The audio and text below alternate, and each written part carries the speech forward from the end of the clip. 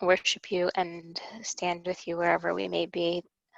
We ask you, O Lord, to open our hearts and our minds to your words, to come to know you and love you more each and every day. We ask you, O Lord, to open our hearts and our minds to your words today, that we may come to understand you. We ask you, O Lord, to help us to love as you love and to be an outpouring of your love to everyone that we may see and meet. We ask you, O Lord, to hear our prayers, the prayers of our hearts, and to hear us as we pray to you thankfully through the intercessions of your most holy Mother, Saint Mary, Saint George, Saint Shenandoah, Saint Mark, and all of your saints, as we pray to you thankfully, our Father who art in heaven, hallowed be thy name, thy kingdom come. On earth as it is in heaven, give us this day our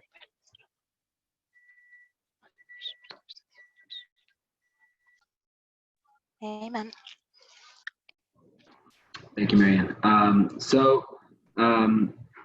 Just a brief introduction for Mina. Mina is a very good friend of mine.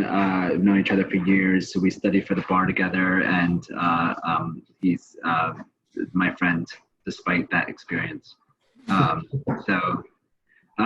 He, is someone that I talk to a lot about issues like the one that we're going to talk about.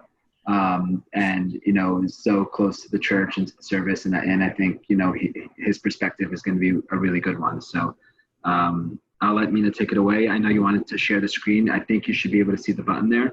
Mina, take it away. But thank you for joining us, and I hope you guys feel free to, subject to if Mina's okay with it, asking questions whenever you want to ask questions. We have the chat function on the side too, if you guys want to put questions there, or if you just want to just say, hey, excuse me, and ask a question, that I think that works too. Yeah, and feel free to interrupt. I love the interaction, so don't feel like you have to wait to the end. Tony, it says the host disabled screen sharing, attendee screen sharing. I don't know if you have to enable it or something. Okay, Marianne just made me the host, so let me Do you want me to claim host and try to do it again? Sure, yeah, that's fine. All right, meeting settings. Fixed it. Should be okay. Sweet. Try now? Yes. All right, can you guys see my screen? Is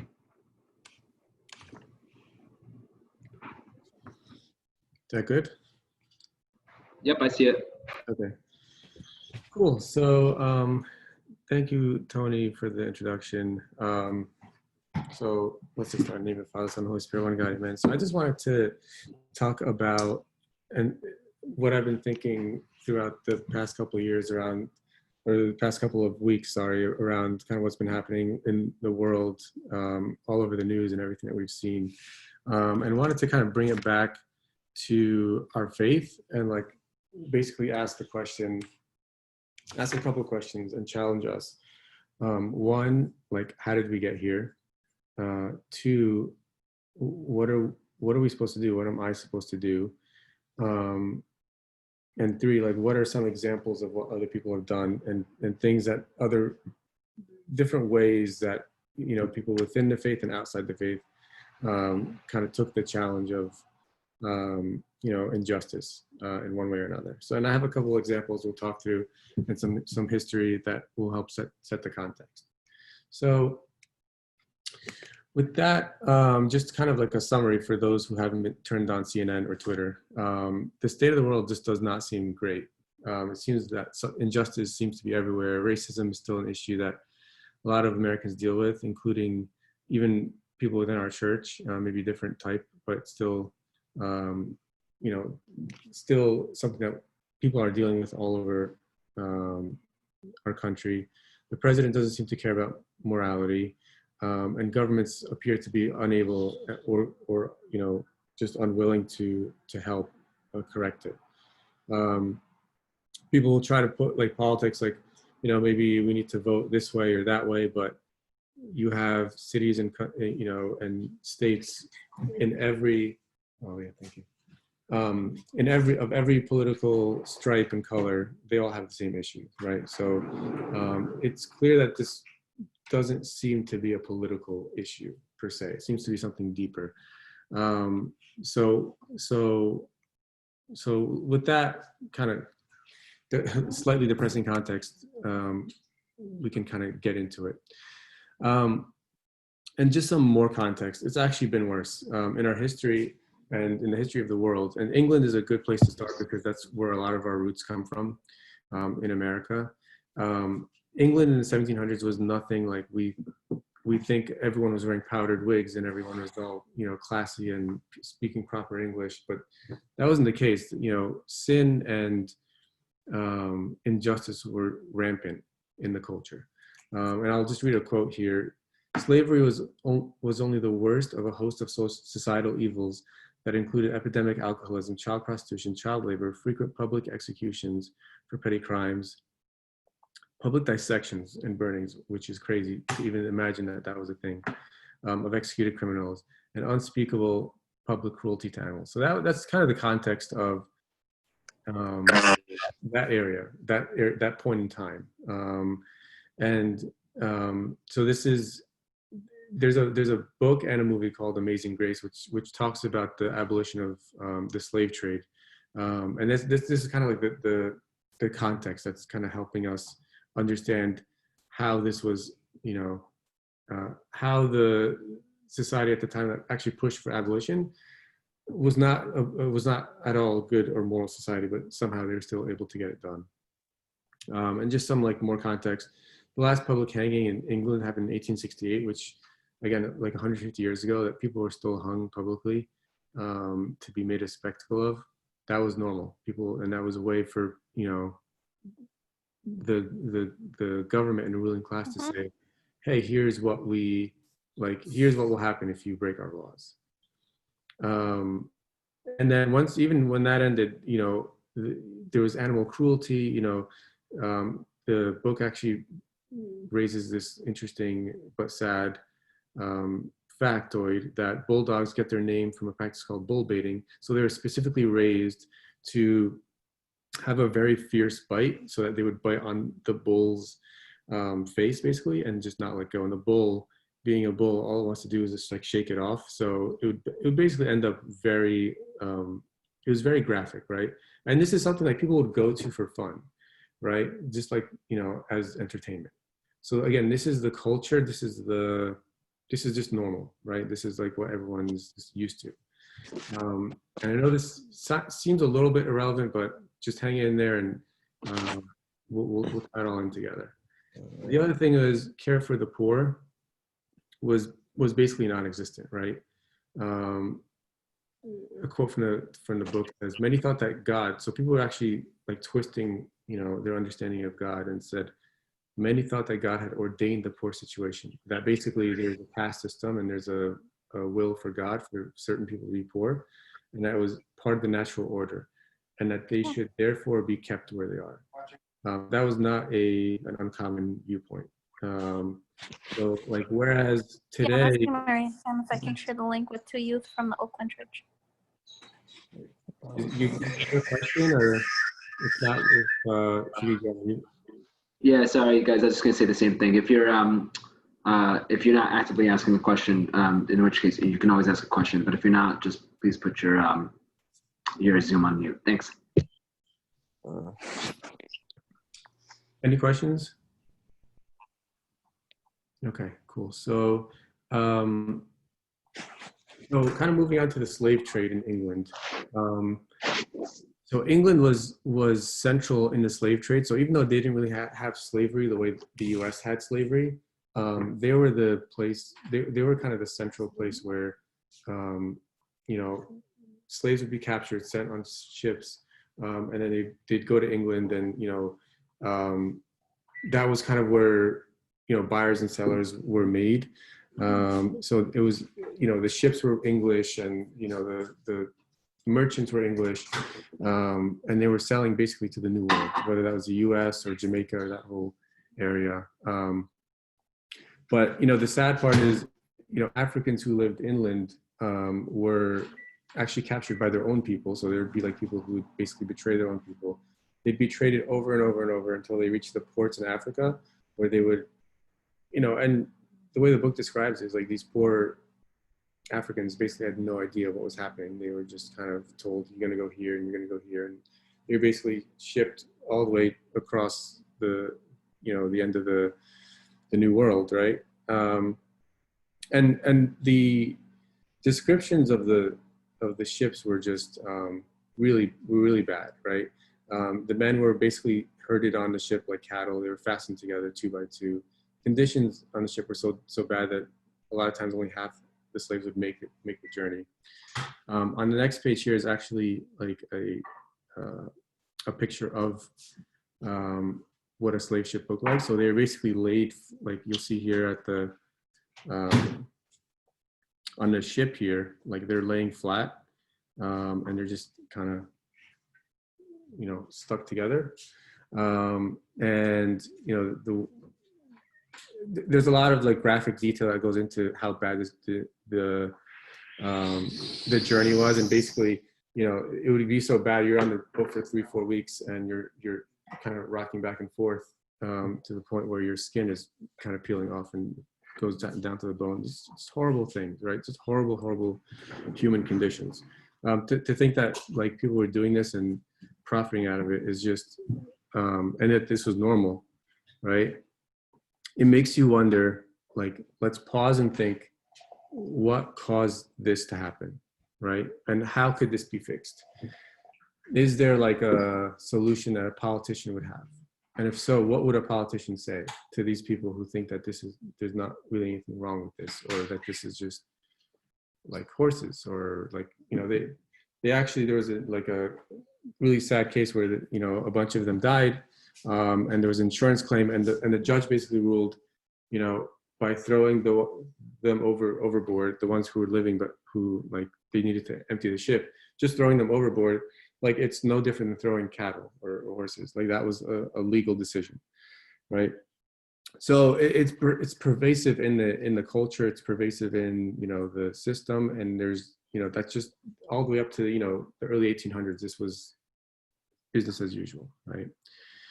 So the scene just bursts with this new fellow called William Wilberforce, who is basically a really successful politician.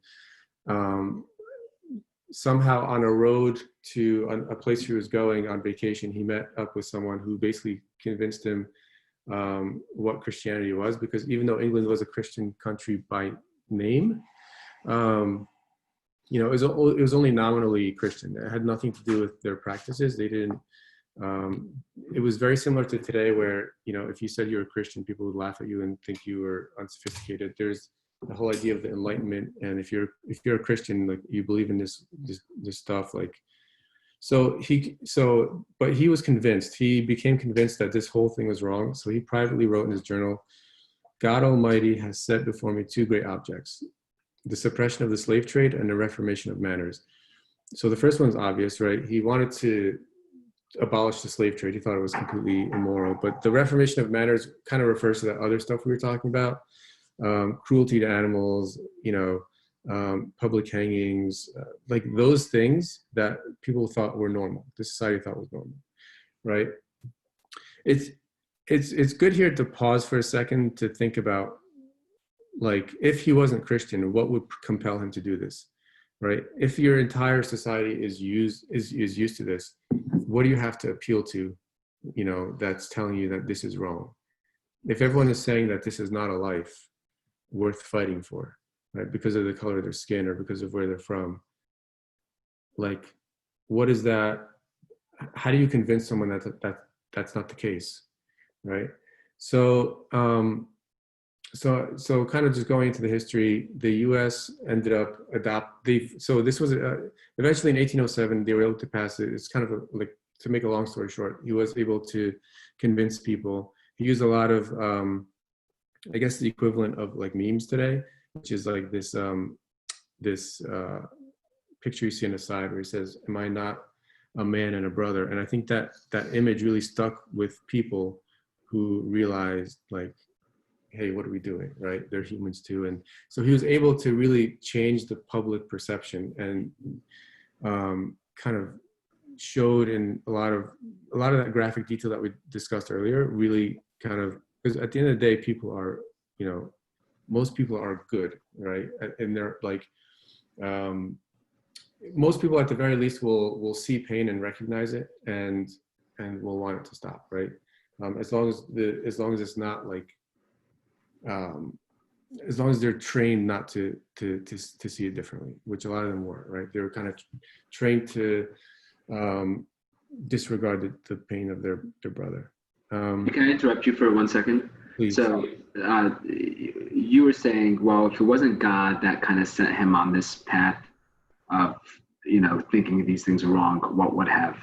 Are you trying to say that the morality of man is different than the morality of men is now, right? So we're not, when we think of like, wow, like we see something, and it doesn't matter what religion you are, this wrong is wrong, right?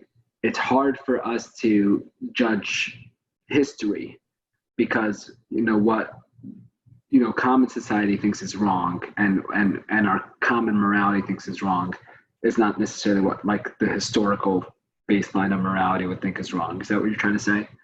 Yeah, exactly. And it's not like it's not like like you can judge a person by the morality of the day, but how useful is that? Because how do you know if it's so this kind of goes back to, is morality relative or absolute? Is it like, does it depend on the kind of the mores of the day and like kind of what things are during that time period, or is it an absolute state of being where it doesn't matter where or when or what the context is, selling another human being as a slave is wrong? It doesn't matter if like that's what 99% of the people believe, because you have a lot of people who say, well, morality is relative. It depends on where. And so if the culture says it's okay, then and you're kind of following the rules of the culture, then there's nothing wrong with that. But then whereas God is unchanging, right? So God himself, it's not going to be hinged on that day or even that era's morality. God is, static. Maybe static's not a good word, but it just doesn't change. Yes. So so God's view of morality does not change. We change. Our perception of God sometimes changes, but we're not to change our beliefs based on what's going on in that day, right? So if so again, put yourself in the position of, let's say, like 99% of people that you talk to believe that slavery is okay. Like you go to school thinking it's okay. You go to like you turn on the TV. Everyone thinks it's okay. So what's to inform you that it's not okay?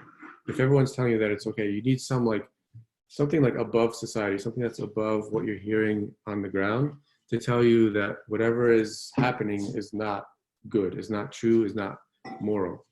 And that's why relative morality could never work, because the moment you say morality is relative, you are saying that there is no such thing as morality. It's basically whatever society votes on. So in 1930s Germany, it's okay to rat on a Jew and get him in trouble and basically get his family killed, right?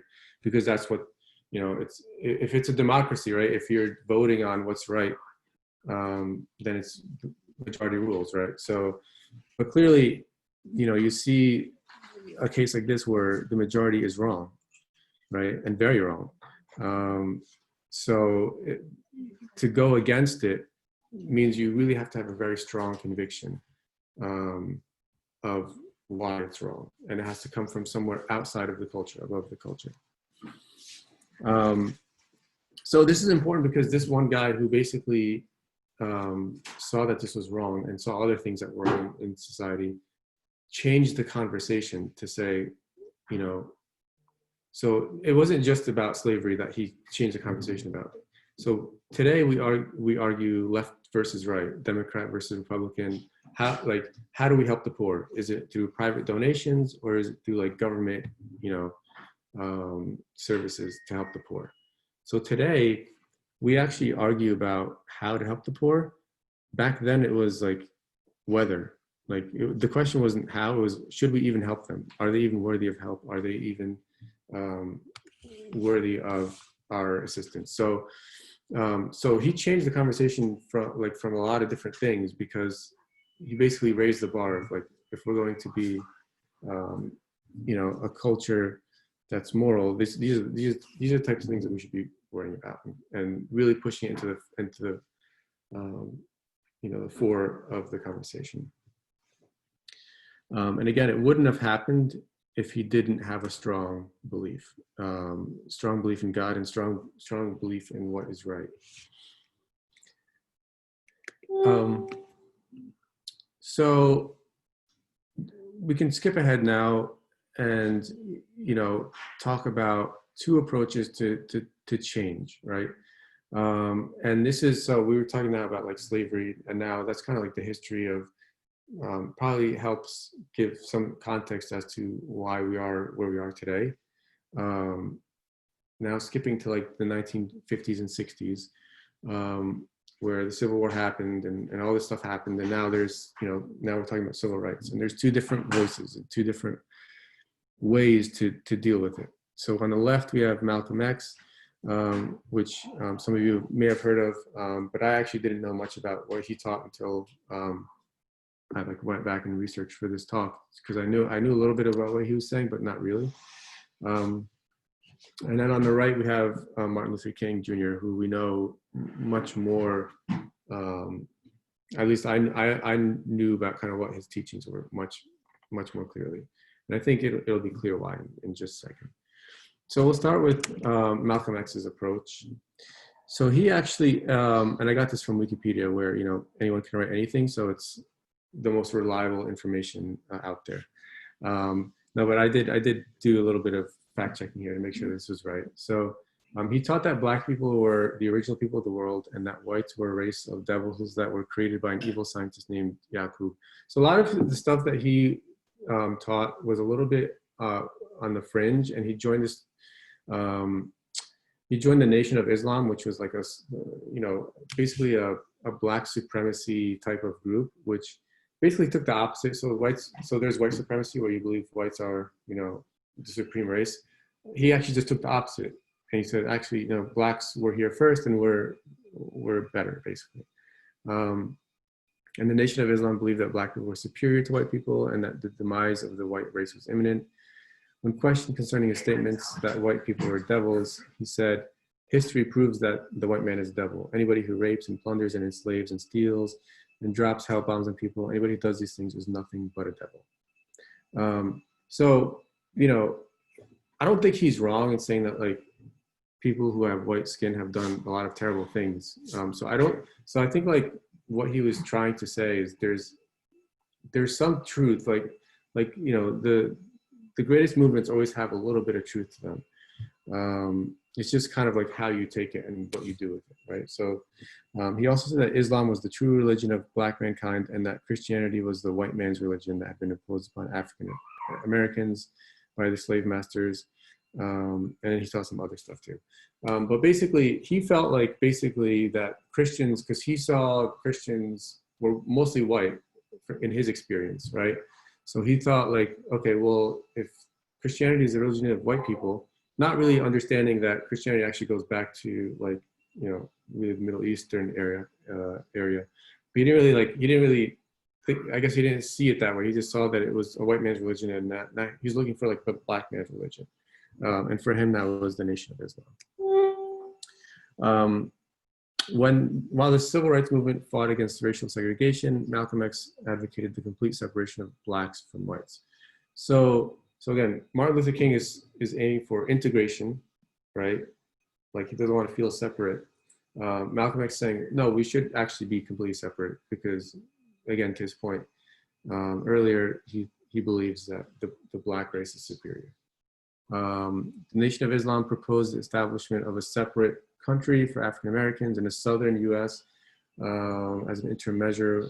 So similar to like the Zionist movement, where they want like their own land in Israel, he wanted like their own land for African Americans within the U.S. Suggested that the U.S. should owed reparations to Black people for unpaid labor of ancestors, and rejected the civil rights movement's strategy for nonviolence, advocating instead that people should defend themselves. So again, very different from the nonviolent approach that we'll see in just a minute with Martin Luther King Jr., right? So this is one way. It's a violent way. It's saying like, if I don't, it's like, give me the, I think one of the slogans was like, justice or the bullet. Like that was kind of his mentality is saying like, you know, we've tried asking, we've tried doing all this stuff. We need violence, right? So, and a lot of the stuff that I'm seeing on the news and basically what's happening, and you know, there's a lot of like peaceful protesters and there's also a lot of violent protesters, and kind of knowing who they get their influence from, I think it's helpful to have that context. Martin Luther King Jr., I won't say much about him other than I'm just going to read directly from the letter from Birmingham jail, because I think it's such a well-written document. I would encourage everyone to read it, but I'm going to just kind of go through the things that I think are relevant to this discussion. I feel like I should just call on people to read because I'm tired of hearing my own voice. Does anyone want to read this page?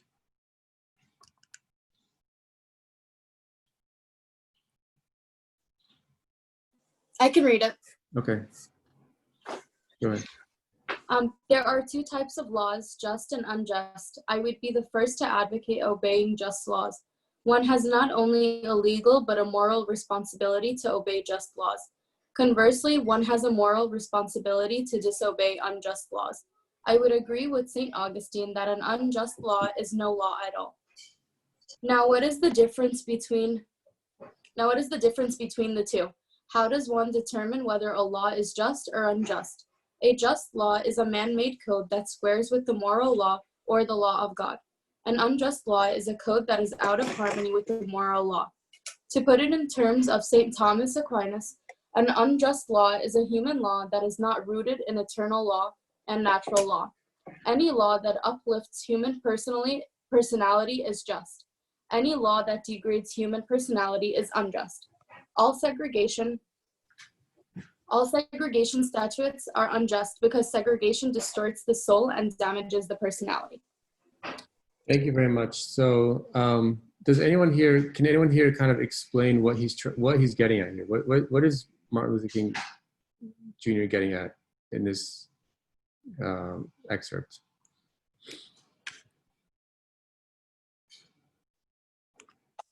I think that he's trying to say that there are certain laws that are worth standing up for, especially if they are hurting people. Right. So what he's basically saying is, I have a moral responsibility to obey laws that basically pursue justice, that are just in their spirit and in their, you know, and how it's actually, you know, carried out. But he also says he has a moral responsibility to disobey unjust laws, because again, Martin Luther King saw that God's law comes above anything else. So I could sit here and write whatever law I want, and some of it might be, you know, good, and some of it might be going against God. What he's saying is, I don't care to follow, and I actually see it as a responsibility to not follow anything that's unjust, that goes against my beliefs of kind of what law actually even is, right? So he saw that, you know, whenever there was injustice, it's time to stand up for it, right? Any law that degrades human personality, unjust. Any segregation, unjust, because it's saying basically that against what Christ and what the Bible is saying, that all, you know, basically essentially all men are created equal, and you know, it's said in a lot of different ways, whether it's there's no Jew nor Greek, or you know, just the way that God has dealt with people throughout the Bible. There, you know, that he sees us as his children. He doesn't make distinctions between this color, that color, this age, that age, this nationality or that nationality. We're all his children, right? So again, a very Christian viewpoint that helps him have a rock of a foundation to stand on. Whereas like if you don't have that foundation that all men are created equal. You know, if you don't even believe in creation, you don't even believe that we're created. We're just like here, right? And we're just kind of trying to make it work. It becomes really hard to understand what's good and what's wrong, because it's instead of like God created us and he created the moral code and there's good and wrong, good and evil, right? If you don't have that, if you have certain distortions in truth, for example, like you believe that one race is superior to another, whether you believe it's American, like, you know, white skinned people are superior, or black skinned, or Asians are superior, or, you know, the Coptic people are the most superior. You know, so whatever it is that we believe, and it's fine to have a little bit of pride about where you're coming from, but it's different to really say like you're a different class because of this or that, right? So knowing where the law even comes from, you know, Martin Luther King knew, he was already kind of like ahead of the game, right? Who wants to read this next piece? I have a lot of like just things that I pulled out just to make us think. I can read. Okay, go ahead. Of course, there is nothing new about this kind of civil disobedience. It was evidenced sublimely in the refusal of Shadrach, Meshach, and Abednego to obey the laws of Nebuchadnezzar, on the ground that a higher moral law was at stake. It was practiced superbly by the early Christians who were willing to face hungry lions and the excruciating pain of chopping blocks rather than to submit to certain unjust laws of the Roman Empire. To a degree, academic freedom is a reality today because Socrates practiced evil civil disobedience. In our own nation, the Boston Tea Party represented a massive act of civil disobedience. So again, what he's saying is actually the Christians were the early. He refers to the early Christians, which I like, right? And he points to some of the practices that they actually did, which is civil disobedience, right? And he talks later on about how Christians, whenever they would come into a town, like people would not really like that because you know, they're anti-culture. They go against the grain. They don't necessarily kind of go with the flow. They're looking to make changes, and they are usually saying things that are not popular, right? So whenever you're fighting for truth, you're going to get a lot of hate because truth is not always easy or pretty or easy to digest and understand. And it's usually going against what's convenient. So for example, like with the slave trade, it's extremely convenient to say that they're not humans because money is rolling in, people are making money, tax money is going in, you basically get like cheap or very, you know, it's just like labor is free, right? Basically, like you don't have to pay laborers. You can just, you know, buy a slave and they can do the work for you. So when things are convenient, you know, when immorality is convenient, right? And the church is saying, actually, that's wrong. People are not going to like that, right? So that's always been the way that the church has done things. We've never been at our high points, at our strongest points. We've never been going with the flow of the culture, right? So just something to keep in mind. Anybody want to read this? I think this is the last. I have quite a bit here. I'm going to see. Let me just see here what. And I can share this with you. And honestly, I think you all should go through the letter at some point because it's just really well written. He says here, he compares, he brings up, you know, Germany in the 30s and says we should never forget that everything Adolf Hitler did in Germany was legal, quote unquote, and everything the Hungarian freedom fighters did in Germany was illegal. It was illegal to provide aid and comfort to Jew in Hitler's Germany. And so he says, if I was there, I would certainly advocate disobeying those laws, right? Anything that was unjust. And then he says here, I must confess that over the past few years, I've been gravely disappointed with the white moderate. So he's looking at like the people who are like not like yay slavery, but the people who are kind of like, oh, it's not great, but you know, I don't know what we should do, right? So he kind of like specifically calls them out here. He says, I have almost reached the regrettable conclusion that the Negro's great stumbling block in his stride towards freedom is not the white citizens counselor, the KKK, but the white moderate, who is more devoted to order than to justice, who prefers a negative peace, which is the absence of tension. So he's basically like, everyone just relax, like we'll figure it out, right? We're not gonna like get civil like disobedience. We're not gonna fight. Like let's just. And then they say like, I agree with you with the goal, but I can't agree with your method, with your methods, right? And so he calls them out. And he says, lukewarm acceptance is much more bewildering than outright rejection. So it's like those people who basically don't want to have any cost.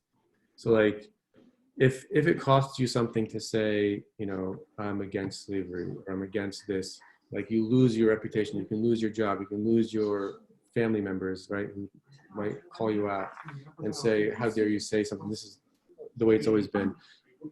For most people, they don't want to lose anything, right? You kind of want to just stay comfortable, right, in your space. So think about it like today, and all the kind of where the culture is and how we react. And we'll kind of tie it in at the end. I think this is the last one I'll read. Anybody want to read this last one? I'll read it. There was a time when the church was very powerful, and a time when the early Christians rejoiced at being deemed worthy to suffer for what they believed. In those days, the church was not merely a thermometer that recorded the ideas and principles of popular opinion. It was a thermostat that transformed the mores of society. Whenever the early Christians entered a town, the people in the power became disturbed and immediately sought to convict the Christians for being disturbers of the peace and outside agitators. Things are different now. So often the contemporary church is a weak, ineffectual voice with an uncertain sound. So often it is an arch defender of the status quo. Far from being disturbed by the presence of the church, the power structure of the average community is consoled by the church's silent and often even vocal sanction of things as they are. So he's basically here. Thanks, Tony. So he's basically here saying he's calling up the church at the time and saying that they basically don't want to do anything that's like going to rock the boat too much, right? They want to, whenever things are, you know, whenever it's uncomfortable to speak up, you know, a lot of times people won't speak up. So back then, it was slavery, right? Slavery, it was uncomfortable. Like it's not like today where basically if you turn on the news, it's basically so clear like where everyone is standing in terms of you know, where they think justice is. But I guess to kind of tie it all together, I have a few questions and challenges I want, like, so I give you kind of context, right? Like there's been some terrible evil in the world, right? And it started like it's deep-rooted history. We started to get into some solutions and some different methods of like how people have tried to, you know, make their impact and change things.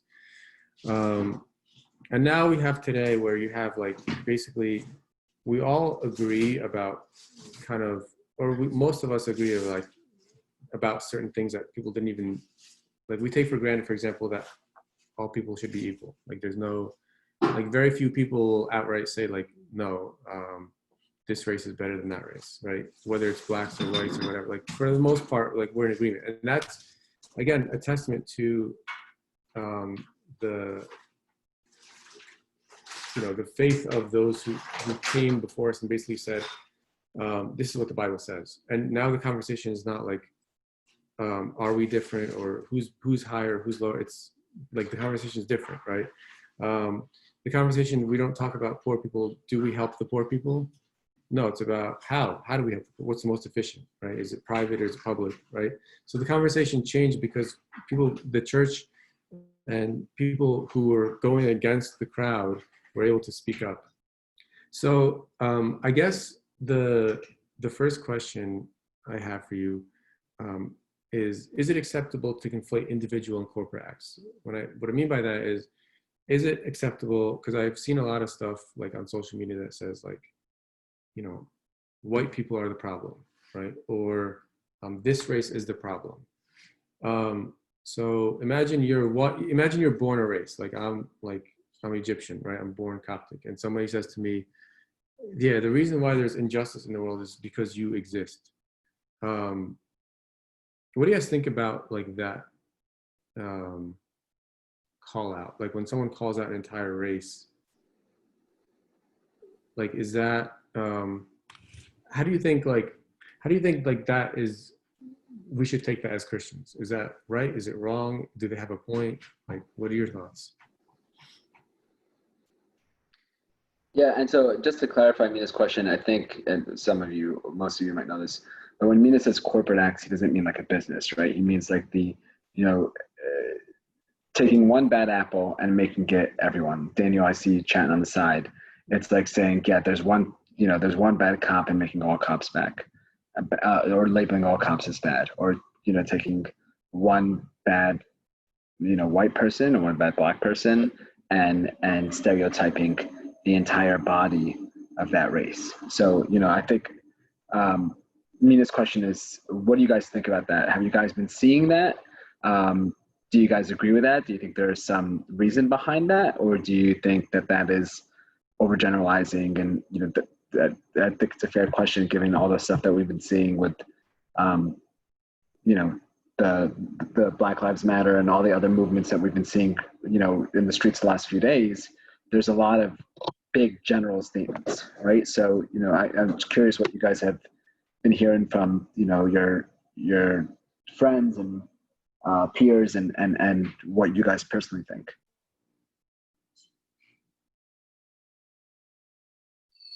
I think it's completely unjust, but I understand that it happens because it stems from stereotypes, and some stereotypes are actually true, but to say that a whole group is responsible for a certain act is completely false. I think that, so to say, white people suck, I agree with 100%, but, it's not right to say technically, because that's racism. But, to say, all cops suck, I think when most people say that, they're trying to point out, systematic flaws. And if you're part of a system that's flawed, then you yourself are flawed. So I think I don't think they're saying, cops, you as a cop suck, but I think they're saying, you are part of a system that's broken. And, a cop is not a race. So, that's not a protected identity. Right. Yeah. Right. It's a fair point. Anyone else have another point? I agree with the two comments stated. But just to play devil's advocate, I think it's still important to understand. Oh, you don't have to be the devil's advocate. No, I agree with what you said. I would just bringing up another point. Go for it, Mark. Sorry, go. Very good. At times I think it's still important to understand that people don't want to think bad or think stereotypically of certain people or judge people based on certain it's always for example, if on a smaller scale, say you have say something happens with someone from a friend group, inevitably you're gonna have a bad image on the whole friend. So maybe it's something personal that happened. So you get what I'm saying? No one wants to think bad of an entire group, but due to certain things that that happen, it's a matter of emotions and feelings towards I don't know. I don't know. No, it's a fair point. Mina, what do you think? I mean, in terms of what you've been seeing in the news and in the media, how do you, you as a person who I know, you feel passionately about, each kind of human person deserves their dignity. That's sort of been denied by a lot of people. What do you make of all that? Yeah, I mean, so I think one point earlier that was interesting was that, for example, cops are not a protected class, and that working in the police department, you're basically part of if you see cops in general as a problem, and now your employer is part of the problem. I think it makes sense what you're getting at. I think I disagree though, because I think a lot of times, like let's say you chose a career and now you work in a place, and like let's say you work in like pharmaceuticals, or you work in whatever it is. There's always going to be some dirt on that industry. Like if you work in banking, banks don't have the best record, right? They've done a lot of immoral things, but just because I work for a bank doesn't necessarily mean I condone all of their actions. And I'm not sure it makes sense to like, pin the actions of the CEO or the, executives at that, bank, and just pin it on anyone else, like on the teller who works there, right? Like she's just trying to like pay her bills, right? But I understand the point. I think we have to be careful, right? Because if we start blaming people on like what they did in life, and like, okay, you work here, so you're part of the problem. I'm pretty sure every single industry has some dirt, right? It's just like now, the focus is on police officers, but you could talk about like the real estate industry was, engaged in redlining at some point, which is basically like, oh, you're African American, you can't live here, right? Or banks, whatever the practice was, right? So you can always find some dirt. So I think we have to be careful whenever we're going to do something that's or say something that's like against an entire class of people. Let's always be careful, because it always starts like that. It always says like those people, right? And the first way to engage in war is to basically find a way to dehumanize the other side, whatever that looks like. Hitler was like very efficient at doing this. He would call the other side, he would call like Jews rats. He called them like basically get things into the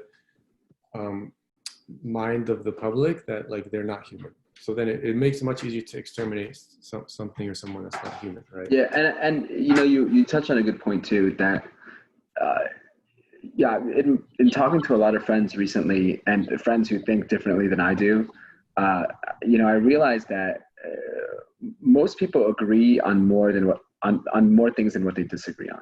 Mm-hmm. Like I think everyone here and most people we know, unless weird people, like agrees on the fact that, right, like that no matter what the color of your skin is, you are, let's say from a Christian standpoint, you are a child of God, you were created in the image of God, you are loved by God, you deserve the same dignity as a human that everyone else does. That's almost uniformly agreed upon in our community. I mean, sorry, that is uniformly agreed upon in our community. Yet there's going to be so many differences of opinion. People who think,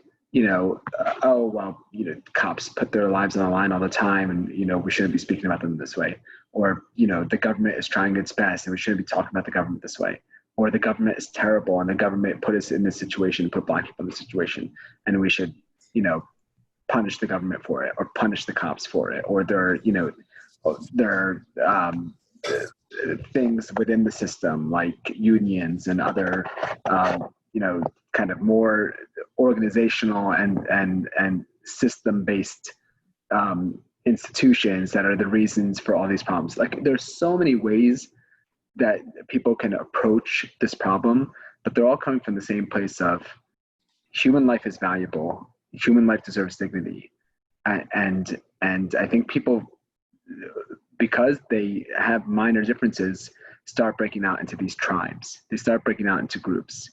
And they start focusing on what they disagree on, and they let those disagreements become bigger and bigger. And so we, as Christians and as just good people, we look out into the media and we're like, man, everyone is so divided. Everybody is so far apart. Like people hate each other. There's people yelling at each other in the street. Like I went to the Jersey City protests. I went down to City Hall, and there's just one woman, she came up and she started yelling at the cop to take a knee because she was taking a knee, and like screaming in his face. And I'm like, you guys, like, I have to imagine that these two, in a different circumstance, in a different context, it would not be like this, that they would probably have many shared values, many shared beliefs. And I think, the way that we see the media now, how far apart people feel from each other is not really what's reality. People really agree more than they disagree on these issues. And people are really, for some reason, focusing on their disagreements, on their tribes, more than they're focusing on their humanity. But sorry, that just, is something you said, Mina, that brought that thought on, but I didn't mean to interrupt, but that's just something that came to mind. No, that's great, and that's how I feel as well. I think we all basically agree. It's just it's very tribal. Why don't you continue down your list, because I think there's some good questions here. Yeah. So so I guess my second challenge to you guys is, would we be as outspoken against injustice if it was socially unpopular, right? If there would be a cost. And the reason why I asked this is because, so I went on, I went on my phone the other day and I saw like some apps had changed some stuff. Like Apple Music was basically saying like, we're not going to play music today. We're going to stand with, the movement and all this stuff. And so like the corporate side of this whole thing is basically is taking shape. And so whenever I see like profit-seeking corporations getting into the activism, it always makes me wonder, like, are they really doing this because they believe it's right, or is it because of their bottom line, right? And this is not to be cynical, right? This is really to question ourselves whenever we feel like we want to like get, very vocal about it, because everyone else is being vocal. Like, if the reason why we are doing it is because everyone else is doing it, I think this is the most important time to like pause, take a break, and say, like, first of all, do I even agree with what everyone is saying and what I'm protesting is? And then if I do agree, well, it seems like there's a lot of people already speaking out about this issue. But would I do the same thing if it was just me? Like if it was me in school, right? Like let's say I'm in high school and I see like, a person of color in my class who's being discriminated against or shown some injustice in some way, or it doesn't have to be like a racism thing. It could be like some other injustice. Would I speak up against it, or would I be waiting for someone else? Like, would I be waiting to join a crowd of people? And I think this is important because whenever we start following crowds of opinions, and again, I'm not making any judgment about whether this is right or wrong. Like, we all kind of agree on what's right and what's wrong. So we're not even talking about that. I think the point of this question is to ask you, to challenge you, see like, would I be doing this? Would I be posting black on my Instagram if it was something that was deeply unpopular, right? Again, I'm not gonna like ask everyone here. Like, this is something that we all need to. Whenever I look at myself, I'm always challenged. Like, would I be doing this if everyone else, if I was the only one in the world who was speaking up, would I be doing this? So then, if that answer is different, like if I would do something different when there's more people doing it versus less, then this is like okay, let's check something here. Let's check my motive. Like, why am I doing this? Because if I believe in justice, I believe in truth, then it shouldn't matter how many other people are with me or against me. It shouldn't matter if I'm going with the tide or against the tide. In the Bible, Christ always says, enter by the narrow gate.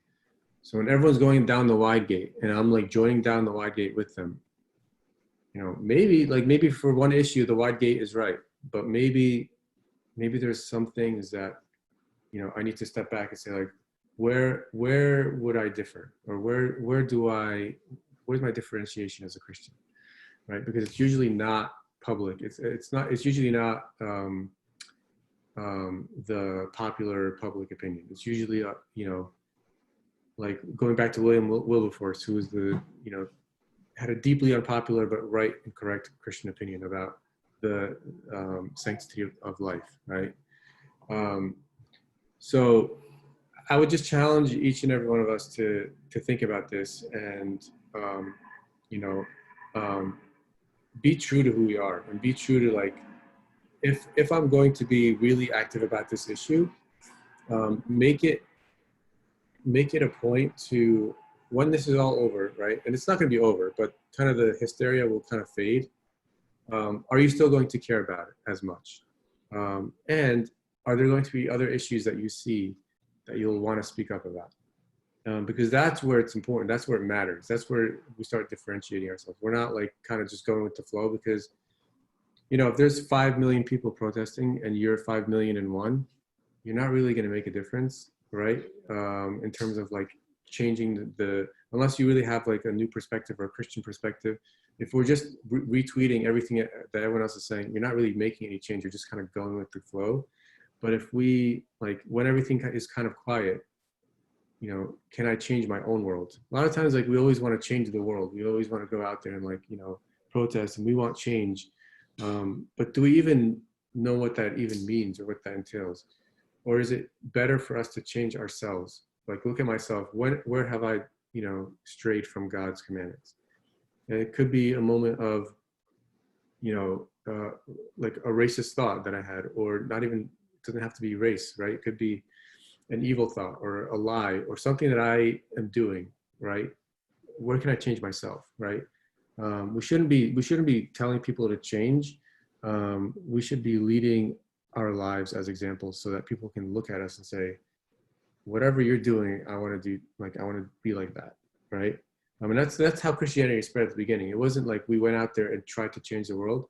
It was, we were living a completely different lifestyle, and people said, I don't know what you're doing differently, but I want a piece of that. I want a part of that. I want to understand what you're doing, because it's clearly a better way of being. It wasn't that we were trying necessarily to, like, you know, force our views upon the world. It was more like we show love to everyone, and people will see that and be drawn into that.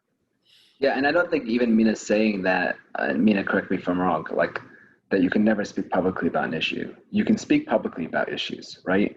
But I think, you know, I see your Instagram, God sees your heart, right? So, like, at the end of the day, when God looks inside of you, and you have been, you know, and again, you know, do whatever you want on Instagram, like, take up any cause you want to take up, because I think personally, I think this is in many ways a very worthy cause. But in other ways, there is a lot out there right now of people doing things for the sake of perception, and people doing things for the sake of being seen, and doing things for fear, because if they don't do it, they'll be shamed. And I don't want you guys to be affected by that. I want you guys to know that, like, let people see whatever they want to see. God sees your heart, right? God knows your motive for doing anything. If you're doing something for the wrong reason, beyond just this issue, any act of service, any act of love, any good deed, anything at all, you're doing it because you are, you want to show virtue rather than you actually have virtue. You know, that's going to be seen by God, like, he knows. And I just would be very, you know, I think that's such a good point that Mina raises. And so, you know, if the answer is, I don't really have this virtue, so I'm not going to show this virtue, well, that's a good step one.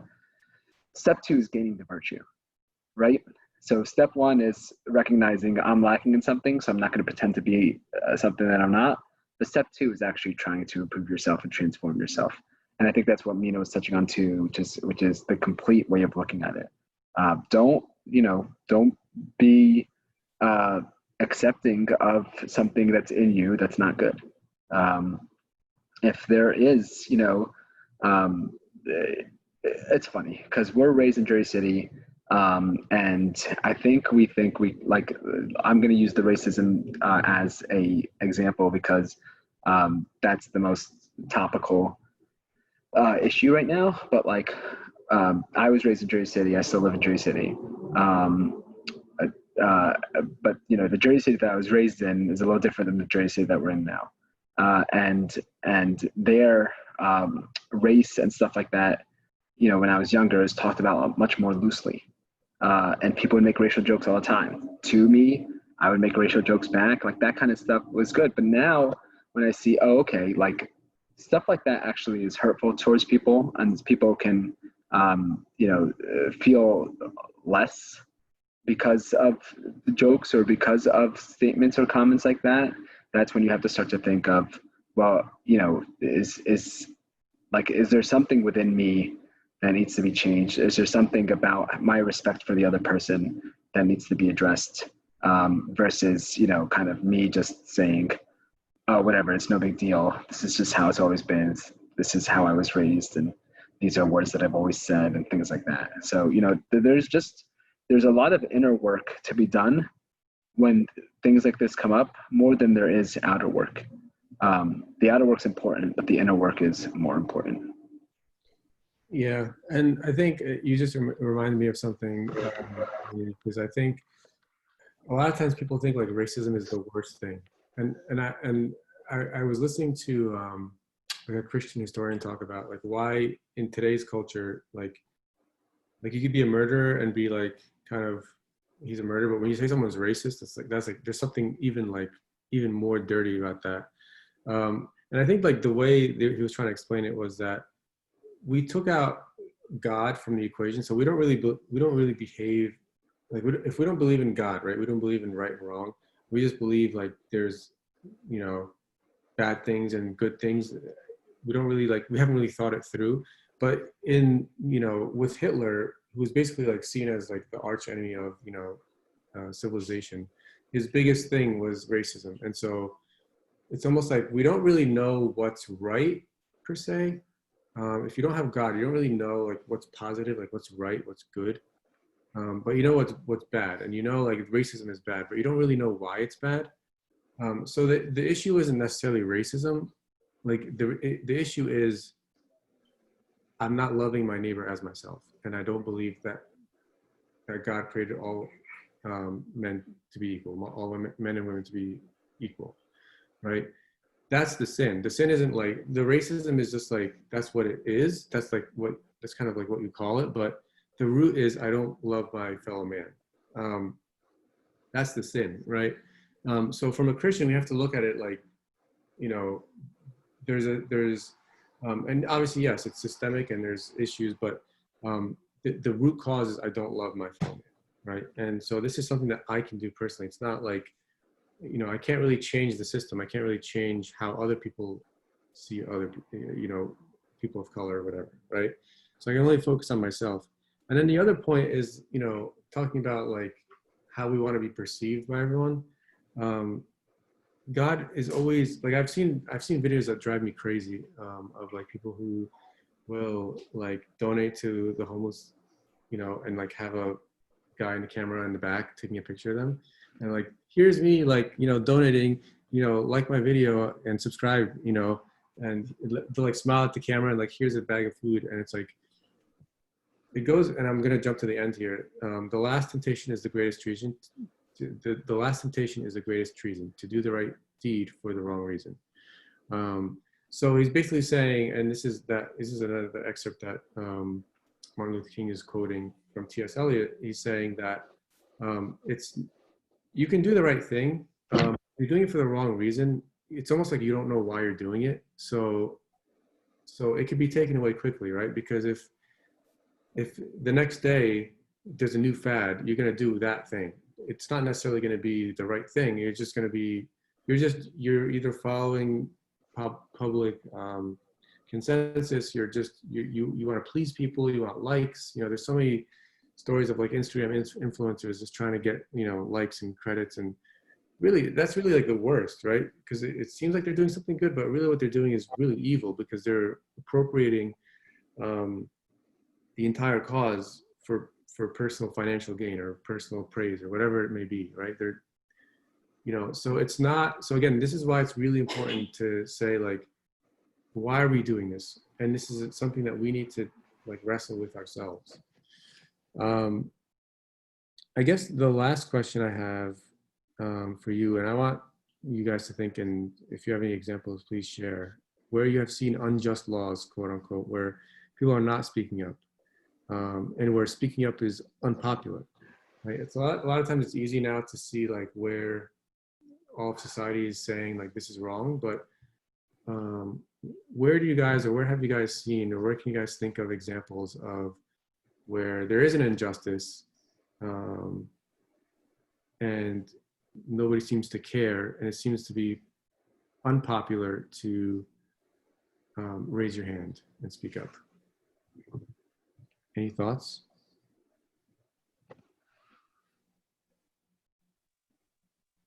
Hi.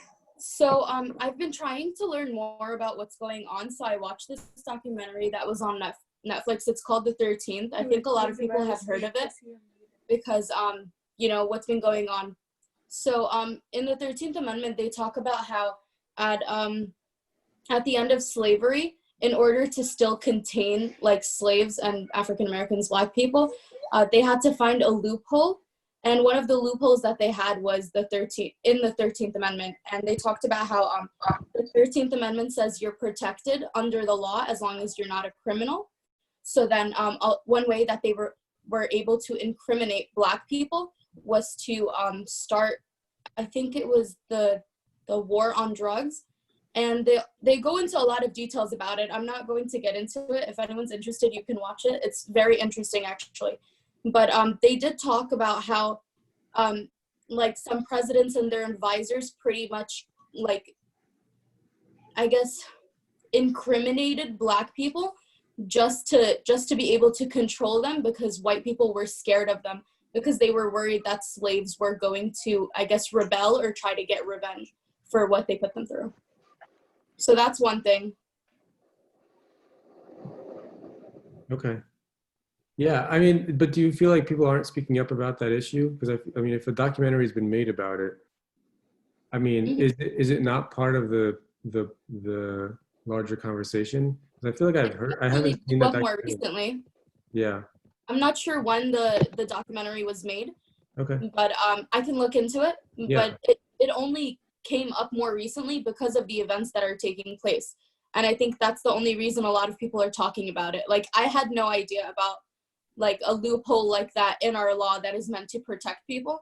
And the only reason I'm finding about it now is because of all of these protests and the Black Lives Matter movements, and just the idea that people need to be more educated about our history. And that's the only reason I know about it. So I'm sure a lot of people are finding out about this more recently too. So yeah, I don't think that it was something that was talked about until more recently. No, and Sandy, that's a good example. And I think, you know, what you're doing is, I think, what's really good, which is, you know, you're taking the time out to educate yourself about things. You're watching documentaries, you're reading articles, books, stuff like that. Like when you do stuff like that, and you read different viewpoints, right, on a topic, right, it'll make you informed, and you can actually then kind of decide as to, well, what do I believe, right? Now, what is right and what is wrong? So I think it's good that you're doing that, and you're not just, because I will tell you, I think there's a lot of people out there who are just you know, seeing what's going on outside and blindly joining in, and without actually having an understanding of the underlying issues. So that's good. I think what Mina's saying, though, is that, you know, okay, let's say beyond just this issue now. Like now, you know, you're right. It wasn't popular before. It is popular now, right? There's millions of people in the street. What is something that's still in the unpopular phase, that is people aren't speaking up on? What do you guys know, or maybe you don't? You know, what do you think is unjust? What do you think that's happening out there that might be unpopular to speak out about, or not, even if it's not unpopular, maybe people will be very accepting of it, but no one talks about it. Anybody have any examples? Yeah, I have one. So like this past semester, I had to do a research paper about like a social issue that like of my choosing, and I chose the disparities among like the lower class population regarding healthcare and like healthcare insurance. And while researching it, I found that about 21%, 0.5% of Americans were uninsured in like 2009, and since then, like that has like minimally decreased. But there has to be like a better system put in place, to get more people insured. And like I also researched like the effects on cancer patients and how a lot of cancer patients were dying, and the rate is going up of cancer patients who aren't getting care. And I feel like our government does something about that. I think that's usually a talking point by a lot of elected government officials, just so they could kind of get their place in the government. But I feel like it's a lot of talk, and not a lot of stuff is being done. So I think that's like one issue that a lot of people should care more about. I think that's a great point. I honestly like, we as Christians, we have to realize that like what we've been tasked by God is to serve the least of his brethren, right?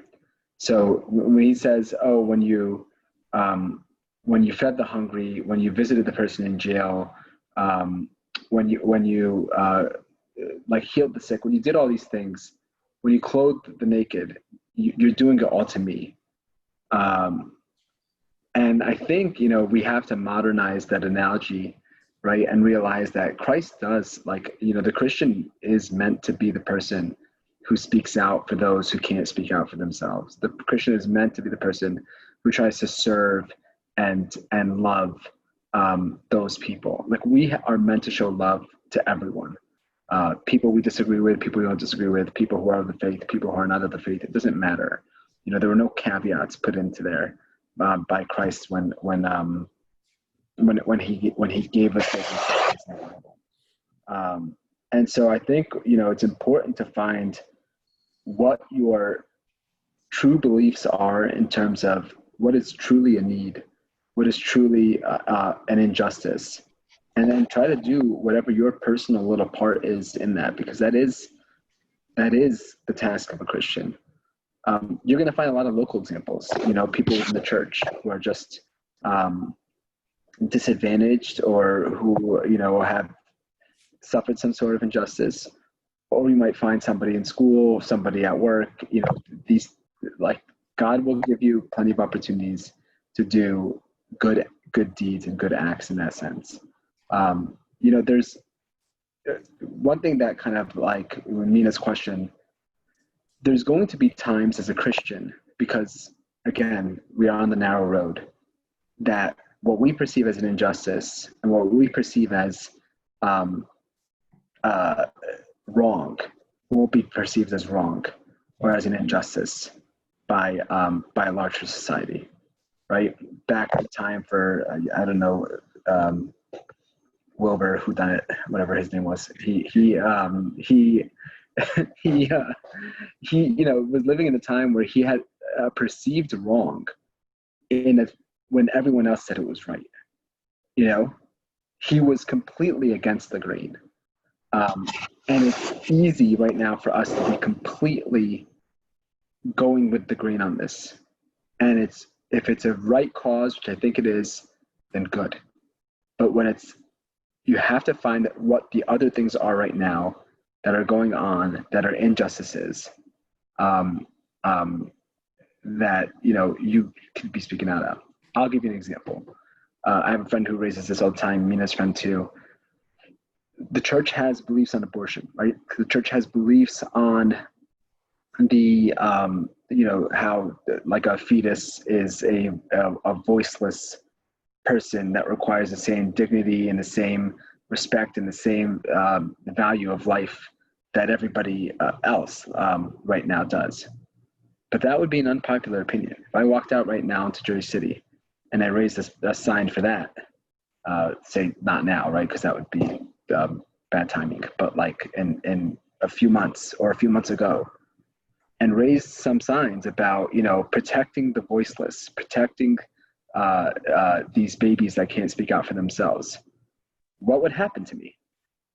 Daniel, I see you would get stoned. So like, it's right. It is an unpopular opinion, but it is an injustice that we perceive. it is something that we believe is a huge tragedy that's happening within the country. And when is the reason that we're not posting, let's say pink Instagram boxes and, babies' lives matters, and all, is the reason that we're not doing that because we're afraid and because it's unpopular. And that doesn't take away from anything that's going on now. I think, again, like I've said like 1,000 times in this talk, I think what's going on right now is a really worthy cause. But I think what Mina's trying to get us to all think about, and I think what's so important, is to think about our intentions, to think about why we go out and say what we do, and to inspect within ourselves. If I'm going to speak out about this, if I'm going to be, am I going to be brave enough to speak out about other things too? So I just want to add to the point that you're saying, Tony, because when Mina was asking the question, I was also trying to think of what is out there right now, also that we don't necessarily we haven't really been spending a lot of time on or thought on, and one thing I do want to say is that the media is not a good source of scientific evidence or truth. And so to the point that everybody was saying, we really do have to educate ourselves. And it's not easy to educate yourself because there's 10 different sources with 10 different views, but in the end you'll find what the common thread is and find reliable sources. But to the point that you were making about abortion, there's something that was recently in the news, which is about Trump defunding clinics.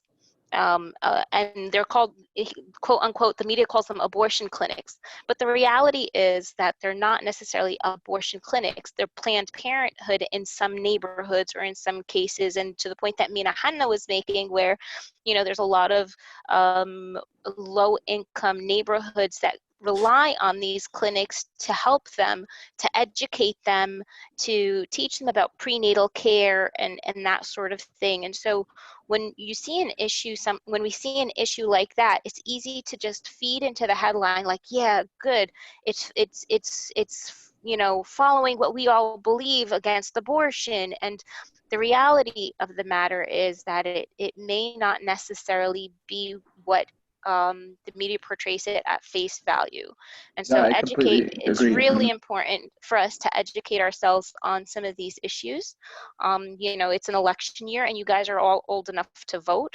And that's how, honestly, to be part of the change is to be part of the community in which we live, right? And to be an active part of that community. But I think it's really important to seek out the truth, both morally and biblically. As our Bible is always kind of our source of truth to go back to, regardless of what the popular opinion may be or the unpopular opinion may be. Yeah, and I completely agree. And I don't want to make this an abortion discussion by any means. But no, not at all. It's just about. Yeah, and I agree, Marianne. I think I'm less speaking about organizations and more speaking about the concept of, if we are going to, like you say, be committed to the truth and speaking about the value of all life, there's going to be times where we're going to be challenged because our opinion is not going to be a popular one.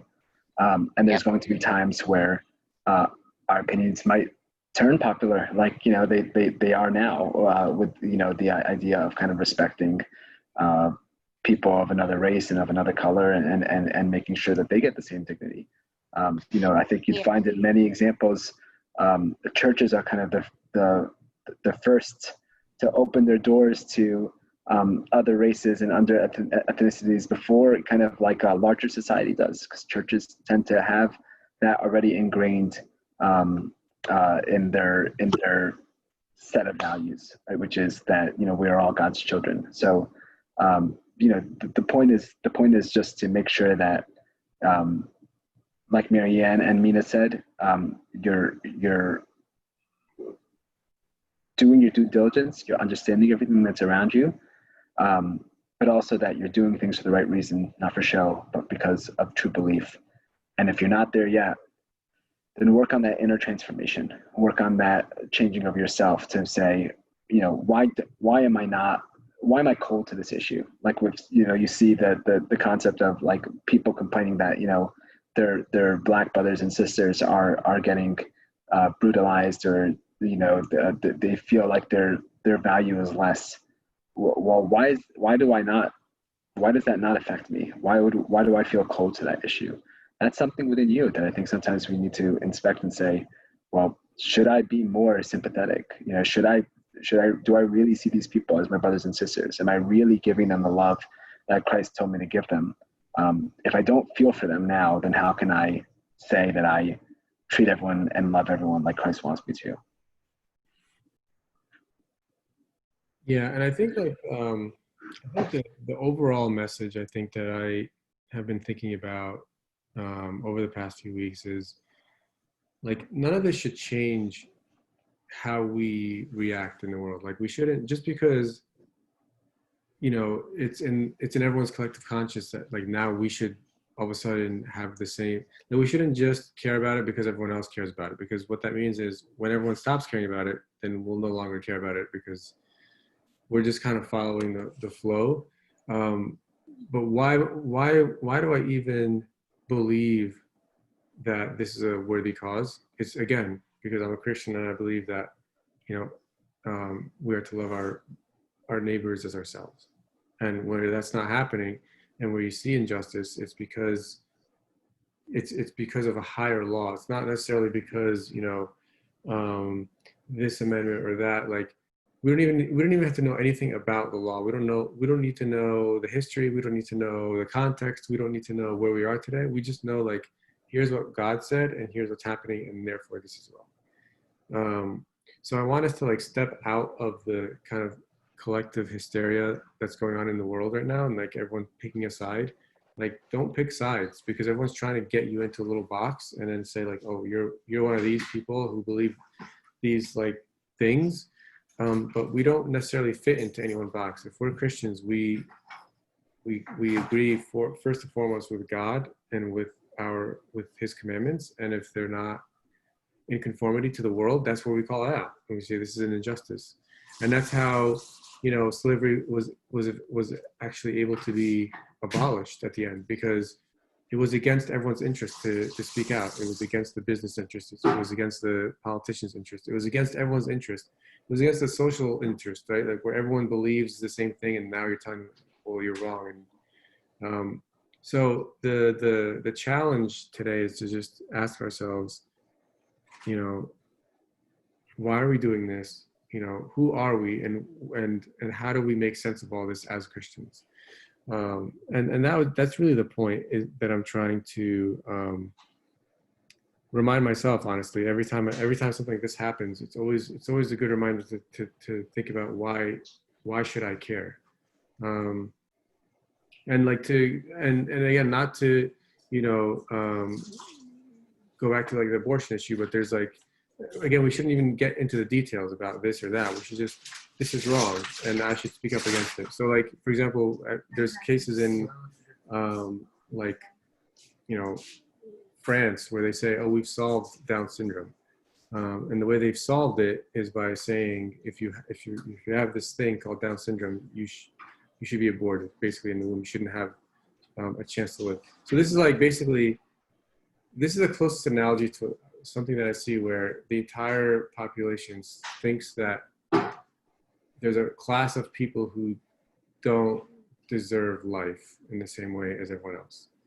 And today, that class of people is the unborn, those who don't have a voice, those who don't, it's unpopular to stand up against, quote unquote, women's right to choose. So therefore, you're going to be like, if I were to speak up about this at work, for example, there might be some repercussions, right? So like, the whole point, and again, this is not to focus on one issue. The issue is, would I have that same energy and that same passion to stand up for an entire class of people when it's, and this is like a test, right? This is a test to see like, how would we behave in 18 or 1700s United States or England? Would we be on the side of, well, it's just kind of like, It's just the way everything works. Like, that's just the way it is, right? And not all slavery is bad, right? Or try to, like, you know, my property, my choice, or whatever it is. You'll have like a whole, like, would you be on that side, or would you say, like, you know what, there's an injustice here and I'm calling it out? And I might not be brave enough to call it out in front of everyone, but at least I know that about myself. I know that I'm not, you know, willing to risk everything for it, but I'm honest with myself. And so the whole point of this is not to, like, say, to even give you any opinions about what's right or what's wrong. I think as Christians, we should really dig to know what's right and what's wrong. And we should, a lot of things are self-evident, but we should always dig to learn. But the point of this is to just make us step back and question. Question what's happening. Question, are we doing things right? Is there something we could do better? Is there a place where we should be speaking up?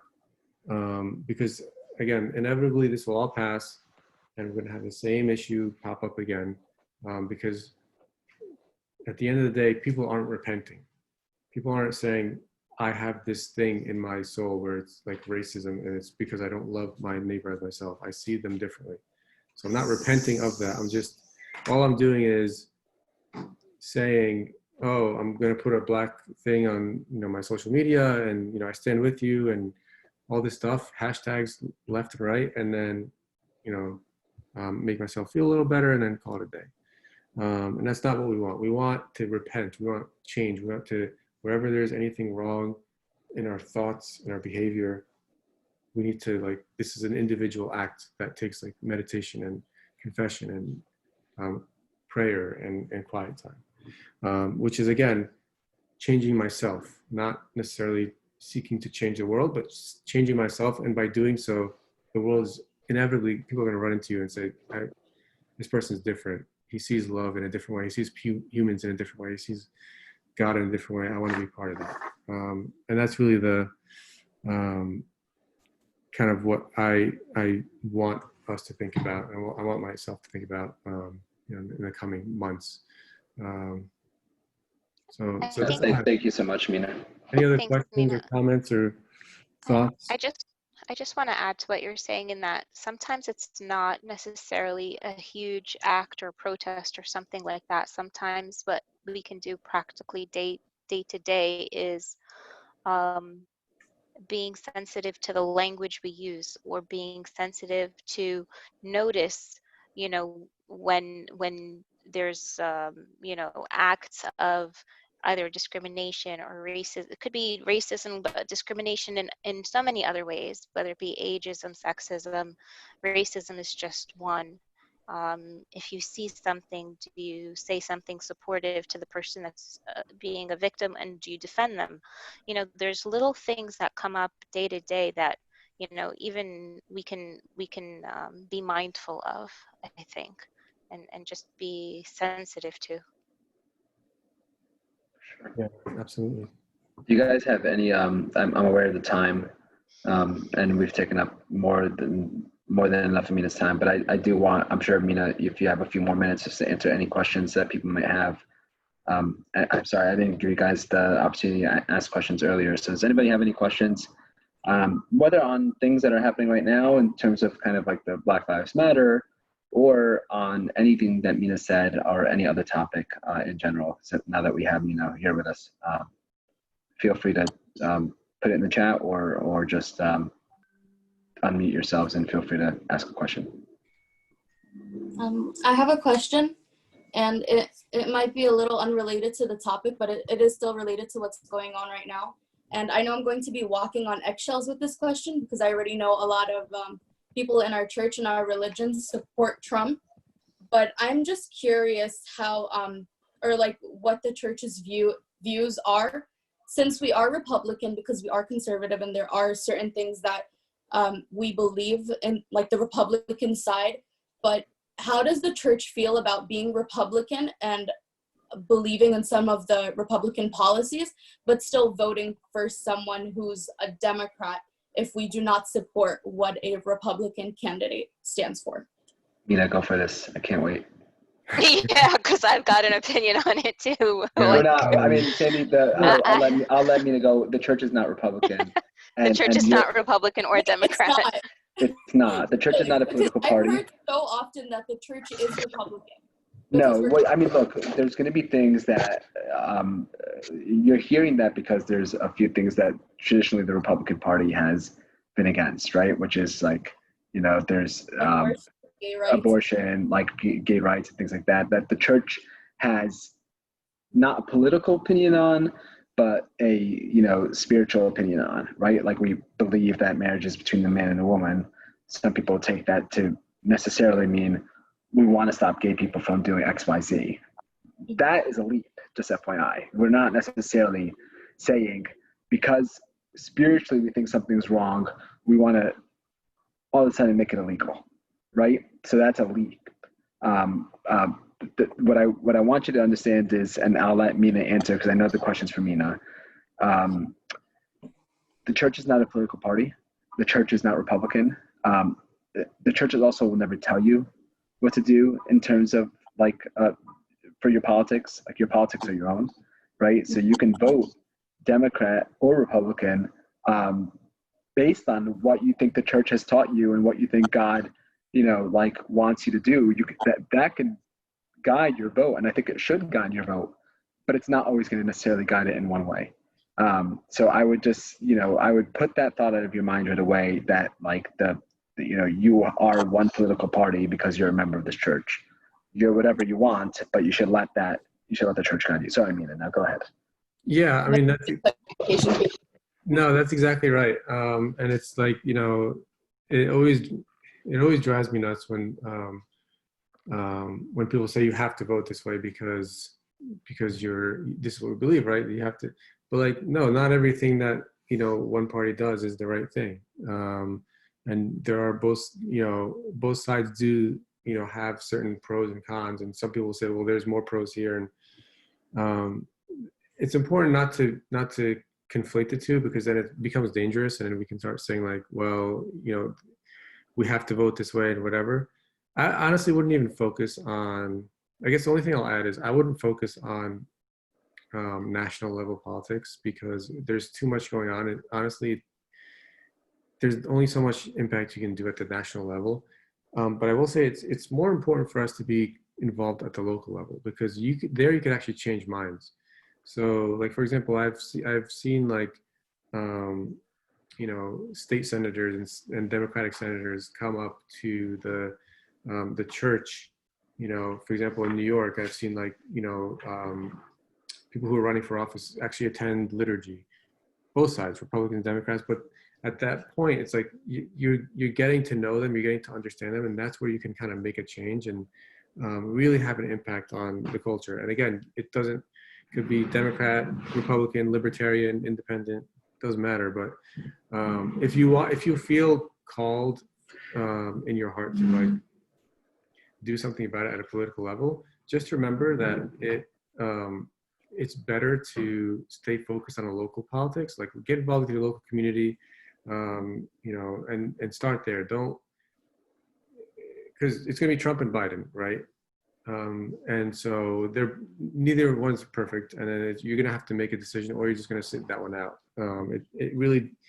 It's not healthy to get focused on that level, and just do your part. Stick to your local government as much as you can. That's really where you can do the most impact. And then again, there's no heresy if you vote one way or the other. And I wish I could tell you, Sandy, that you're gonna find one party or one candidate that completely has your beliefs completely aligned, but it's just not gonna happen, right? You can vote Republican and then see oh my gosh, this guy I voted for has some really unchristian policies and beliefs. I might agree with him on this thing, but this thing I don't agree with him at all. Whereas the same thing with a Democrat or any other other candidate, you're going to just say, oh wow, actually I don't agree with him on this, but I really feel like this is a very Christian thing, and I agree with that. And so you're going to have to personally weigh what's more important to you, and then just there's compromise in every vote. I'll tell you that. I've never voted for a person and then been walked out of the booth and felt good ever. Ever. Every time I vote for someone, I always Go ahead, And Marianne. don't just click, oh, this is the Republican column, I'm going to vote for everybody. Click, click, click, click, click, click, click, all the way down, not knowing, what you just voted for. And Demarian, I see your chat, your Yeah. text in the chat, and I appreciate that. Thank you. Mark, I know you had a question too. Thank you. Sure. Never mind, I'm good now. Huh? I'm good now. Thank you. Oh, you are? Okay. All right. Anybody else have any questions? I had a question. I don't want it to get, I know we're on a time crunch, so if it's too long-winded, we don't have to go into it. But you mentioned, or at least I've heard this discussion a few times about like how morals are not relative. Like if God exists, yada, yada, yada, relative morals is like all society, like as society progresses, we become more moral. But like, I think like my question is like, so like we always talk about how like the God of the Old Testament is different than the God of the New Testament. So I was just wondering like how you can justify like our morals always being unchanging when like there's examples in the Bible where God justifies murder and war, whereas now like we would never really justify those things. So I was just curious about that. No, it's a great question. And it's really a whopper to have at the end there. The relative morality. Yeah, This my is, bad. Leave it to Anna. I think it's a great question though, because I actually was thinking about it as I was saying that, and I had a feeling that someone would raise that question. I'm going to try to stumble through an answer, and Tony, Marianne, whoever wants to jump in, feel free to jump in. But I think like, the way I've kind of understand the Old Testament versus New Testament. So first of all, we'll start off with like we believe that God is the same yesterday, today, and forever, right? So that's off the bat.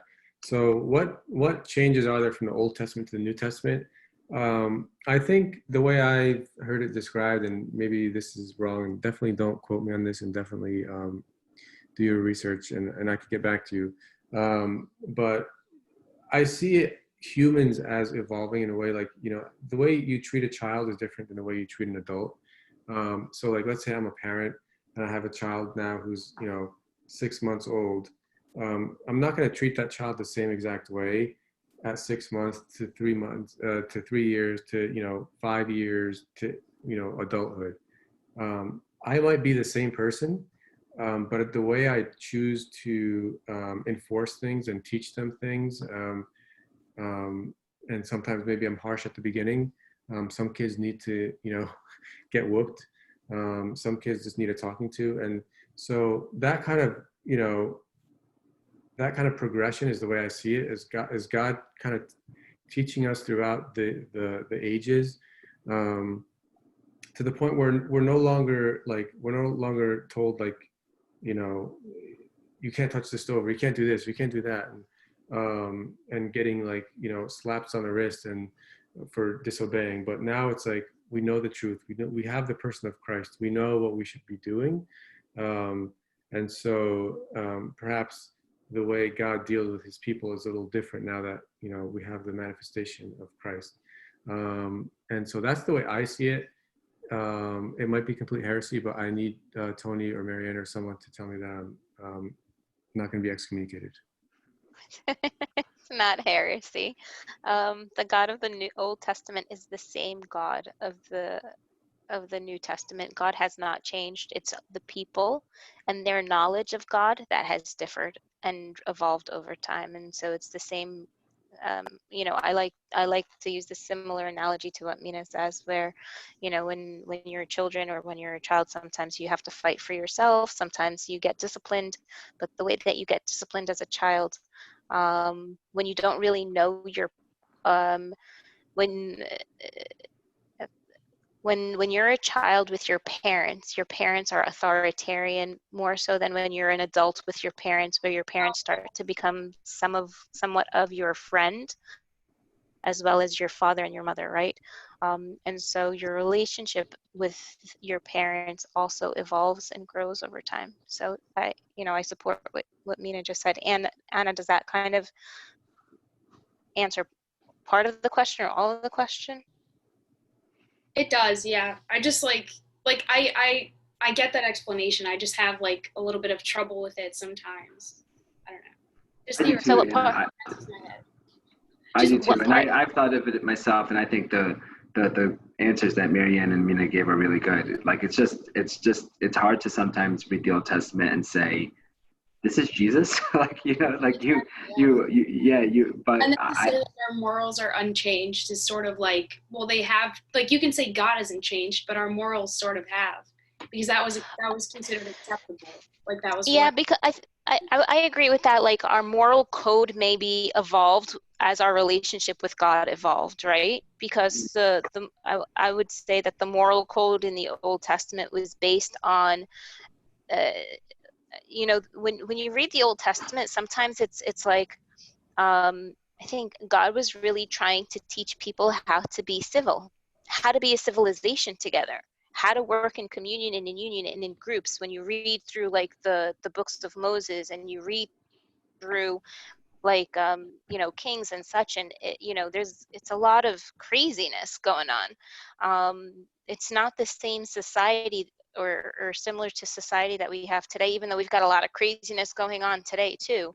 But prior to Christ actually coming and dwelling among them, and actually them being face to face and us as humanity being face to face with God on a daily basis, and him teaching us in person.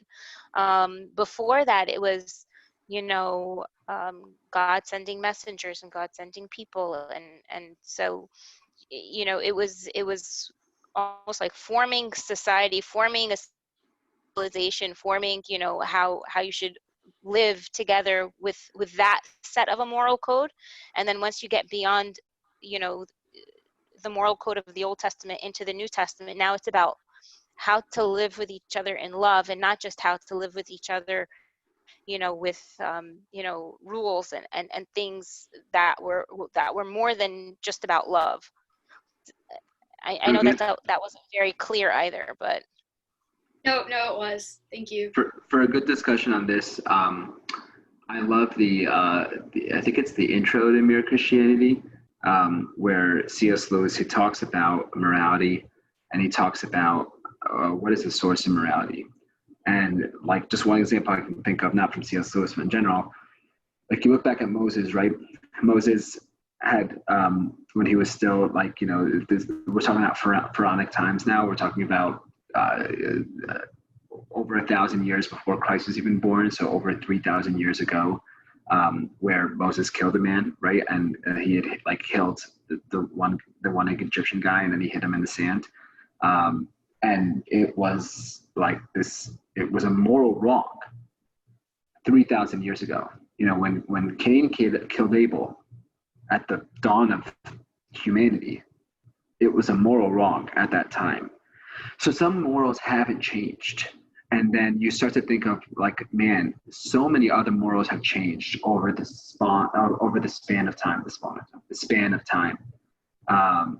Why have some not? Why have some wrongs remained wrongs and some rights remained rights for so long?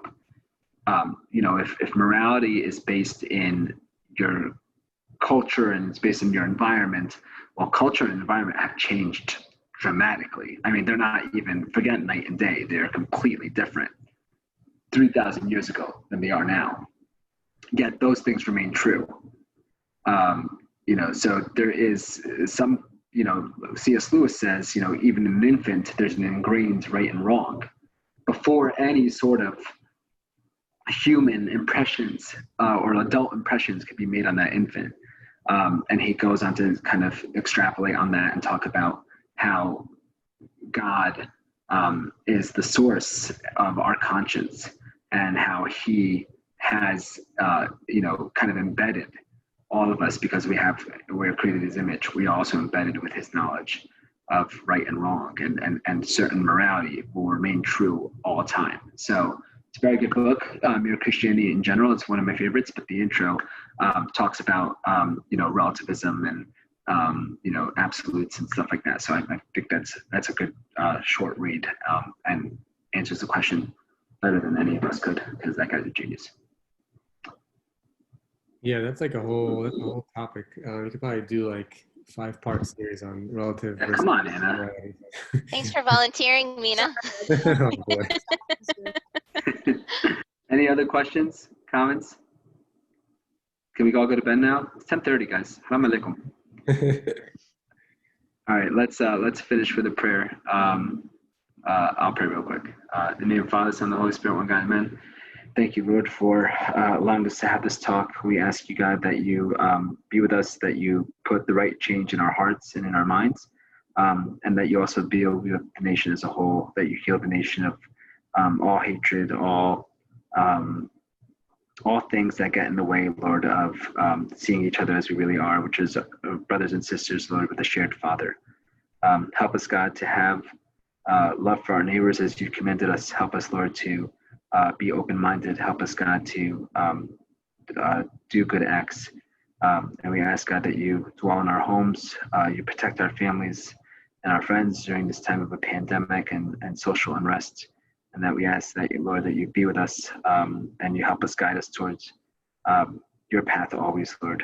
Give us the strength and the will to do so and the humility. And hear us as we pray thankfully in the intercessions of all your saints, Saint Mary, first and last, Saint George, Saint Judah, as we pray thankfully and say, Our Father, who art in heaven, hallowed be thy name. Thy kingdom come, thy will be done, on earth as it is in heaven. Give us this day our daily bread, forgive us our trespasses, as we forgive those who trespass against us. Lead us not into temptation, but deliver us from the evil one. Christ Jesus, our Lord, for his kingdom, power, Lord, forever. Father, Son, and Spirit of God, amen. So before everybody hangs up, I just want to thank those from Chicago who joined us from the Chicago Youth Group, and those, if I think we might have had one or two from Oakland, California as well. You guys are welcome to join us anytime. We're always on this same Zoom link on Sundays at 8:30. And this is when we're doing our kind of our Sunday school or Sunday youth group. We're just trying out a new time while we're all kind of on homestay for now. Sorry, wait, guys, don't hang up. Yeah. Tony, you were too fast for me. We're still gonna do our 12th hour prayer. So guy, whoever our